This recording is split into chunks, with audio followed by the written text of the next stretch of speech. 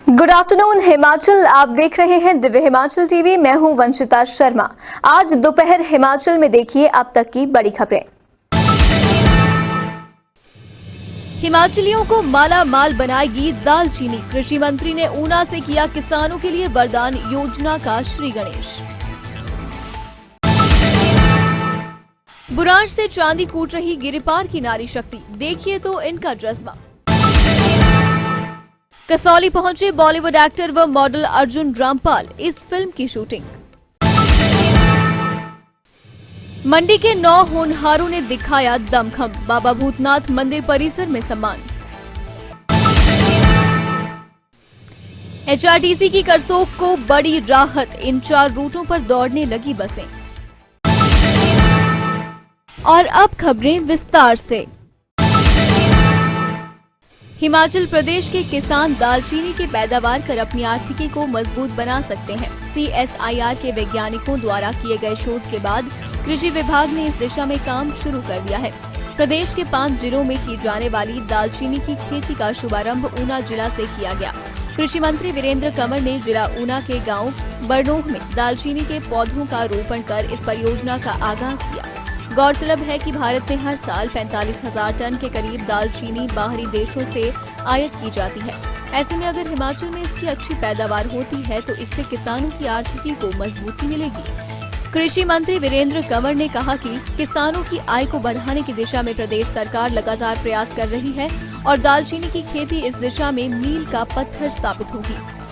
मुख्यतः हमारे साउथ के जो कोस्टल इलाके हैं उनमें पाया जाता है और भारत हर साल 45,000 टन जो है इसका इंपोर्ट करता है। तो 45,000 में से भी 37,000 टन जो है हम एक दूसरी प्रजाति का पौधा है जो जिसे हम सिनामन केसिया बोलते हैं, केसिया सिनामन बोलते हैं, उसका इंपोर्ट करते हैं जो कि हमारे शरीर के लिए हानिकारक है। और जब हिमाचल की बात आती है तो हमने कुछ शोध किए तो उस शोध में ये पता लगा कि जो हमारे हिमाचल के जो निचले क्षेत्र हैं जैसे ऊना, हमीरपुर, बिलासपुर, कांगड़ा और सिरमौर के जो इलाके हैं वहाँ की जो जलवायु है हमारे कोस्टल इलाकों की तरह है।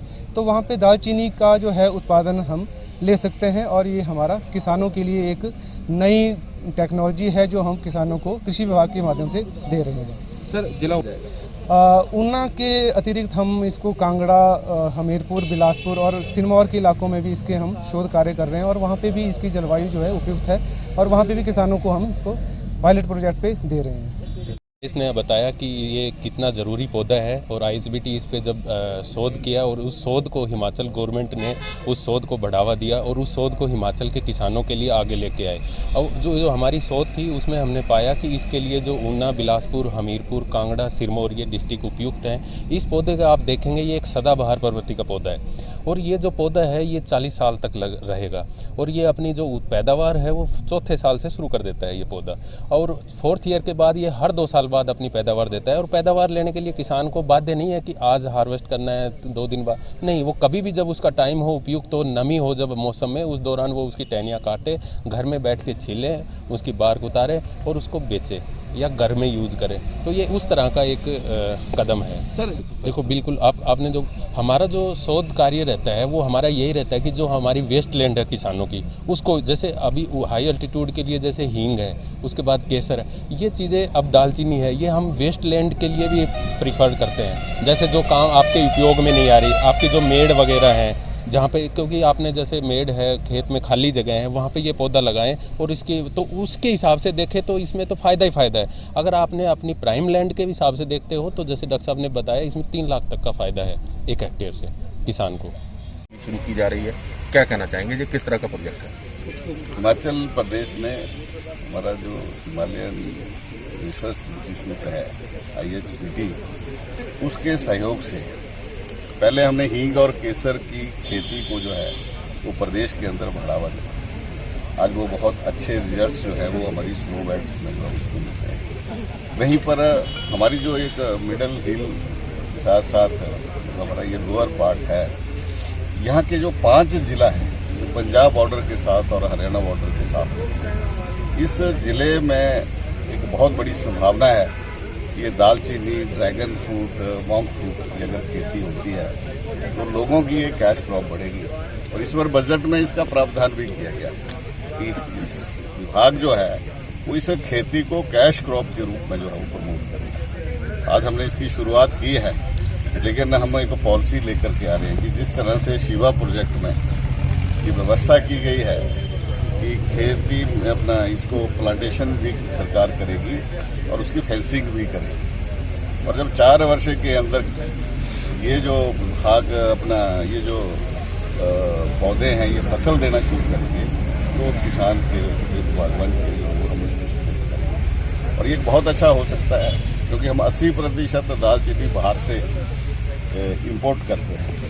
अगर 10 लाख पौधे प्रदेश के अंदर लगते हैं तो निश्चित रूप से हिमाचल प्रदेश की पहचान भी दालचीनी उत्पादक प्रदेश के रूप में जो वो होगी। सर देखिए, हम तो दुगना नहीं, हम तो कई गुना किसान की आय को बढ़ाना चाहते हैं इसके माध्यम से, क्योंकि हर रसोई के अंदर दालचीनी का प्रयोग होता है, और दालचीनी कोई लोग किलो में नहीं लेते हैं, तोले में लेते हैं।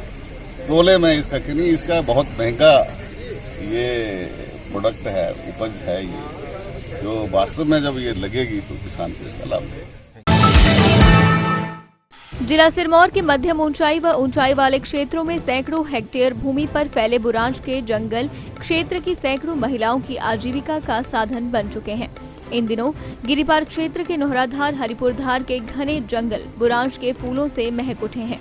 पिछले साल ब्लॉक के 30 गांव की महिलाओं को ग्रामीण विकास विभाग द्वारा बुरांश के जूस, जैम व स्क्वैश आदि बनाने का प्रशिक्षण दिया गया था, और तब से ये महिलाएं बुरांश प्रोजेक्ट्स तैयार कर रही हैं। इस माह सीजन शुरू होने से महिलाओं ने फिर से प्रोजेक्शन व बिक्री शुरू कर दी है। हिमाचल प्रदेश के सिरमौर जिले में खासकर संगड़ा विकास खंड के बड़े आल्टाधार, थ्यानबाग, हरिपुरधार और नौराधार के जो ये जंगल है वो आजकल जो है बुरांश के फूलों से सराबोर है। लालिमा बिखरी हुई है चारों तरफ और अद्भुत दृश्य प्रस्तुत हो रहा है। चारों तरफ लाल ही लाल फूल खिले हुए हैं, और बड़ी प्रसन्नता की बात यह है कि हमने पिछले साल विकास खंड संगड़ा द्वारा जो है जो हमारा धौला कुआं में बागवानी अनुसंधान केंद्र है, वहाँ से हमने वैज्ञानिक बुलाकर यहाँ की सैकड़ों महिलाओं को हमने रोडो जूस बनाने के लिए, यानी कि जो बुरांश का स्क्वैश और जूस तैयार होता है उसकी हमने महिलाओं को ट्रेनिंग दी, और अब महिलाएं जो है बहुत अधिक संख्या में जो है आगे आकर जो है इसका फ़ायदा उठा रही हैं। और जो बुरांश के फूल हर साल जो है करोड़ों रुपए के फूल जो है बेकार चले जाते थे, अब महिलाएं इसका लाभ उठा रही है और इसका जूस बना रही है, स्क्वैश बना रही है, और इसकी चटनी बना रही है, इसका अचार बना रही है, और ये महिलाएं जो है अब आत्मनिर्भर बनती जा रही है। और खुशी की बात यह है कि इस पिछड़े क्षेत्र में जो है महिलाओं को आगे लाने का कार्य जो है इससे पहले कोई करता नहीं था, तो हमने ये पहल की और सरकार ने जो है इस बारे में जो है इनको महिलाओं को प्रशिक्षण दिलाया, तो अब ये स्वावलंबन बनने की दिशा में जो है अग्रसर हो रही हैं और इससे अच्छी खासी आमदन जो है ये जुटा रही है। ये हमारे लिए बहुत प्रसन्नता का विषय है। पर्यटन स्थल कसौली की वादियां काफी समय के बाद फिर लाइट कैमरा एक्शन से गूंज उठी। कसौली के पास गुसान गांव में एक निजी घर पर एक हिंदी फिल्म के लिए निर्धारित पृष्ठभूमि शिवेंद्र वेड्स डॉली के कुछ दृश्य फिल्माए गए। फिल्म के लिए एक घर को दुल्हन की तरह सजाया गया था, साथ ही बैंड, डोली आदि का भी प्रबंध किया गया था। इस फिल्म में हिंदी फिल्म जगत के मशहूर एक्टर व मॉडल अर्जुन रामपाल और पंजाबी गायक और अभिनेता दिलजीत दोसांझ अभिनय कर रहे हैं। कसौली में सिर्फ अर्जुन रामपाल ही शूटिंग के लिए आए थे। हिमालयन दिव्यांग कल्याण संस्था द्वारा हाल ही में धर्मशाला में आयोजित खेलकूद प्रतियोगिता में मंडी जिला के 9 बच्चों द्वारा उत्कृष्ट प्रदर्शन किया गया। अब इनके लिए सम्मान समारोह बाबा भूतनाथ मंदिर परिसर में हिमालयन कल्याण संस्था की अध्यक्ष हेमलता पठानिया की अध्यक्षता में आयोजित किया गया। इस कार्यक्रम में जिला कल्याण अधिकारी आरसी बंसल ने बतौर मुख्य अतिथि शिरकत की। जिला कल्याण अधिकारी ने उत्कृष्ट प्रदर्शन करने वाले दिव्यांग बच्चों को स्मृति चिन्ह देकर सम्मानित किया। इस दौरान जिला कल्याण अधिकारी आरसी बंसल ने कहा कि मंडी जिला के बच्चों ने धर्मशाला में आयोजित खेलों में उत्कृष्ट प्रदर्शन किया है, जिसके लिए सभी बच्चे बधाई के पात्र हैं। मैं आरसी बंसल, जिला कल्याण अधिकारी मंडी। मुझे आज हिमालयन विकलांग कल्याण संघ के जो सम्मान समारोह इन्होंने, जो हमारे दिव्यांगजन भाई बहन थे जिन्होंने धर्मशाला में स्टेट लेवल की पैरा स्पोर्ट्स की जो गतिविधियां थी उन्होंने भाग लिया और वहाँ हमारे 9 ऐसे पार्टिसिपेंट्स रहे जिन्होंने कि विभिन्न खेलों में गोल्ड मेडल, सिल्वर मेडल या ब्रॉन्ज मेडल जीते हैं।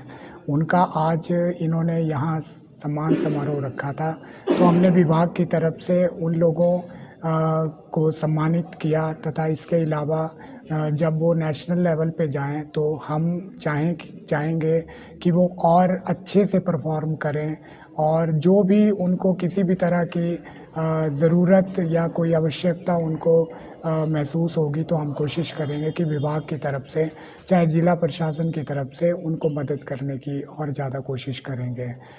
विभाग दिव्यांगजनों के लिए कोई ना कोई गतिविधि या कार्यक्रम चला रहा है और जिसमें कि इन लोगों की प्रतिभा को निखारने के लिए विभिन्न योजनाएं जो है उनका संचालन किया जा रहा है।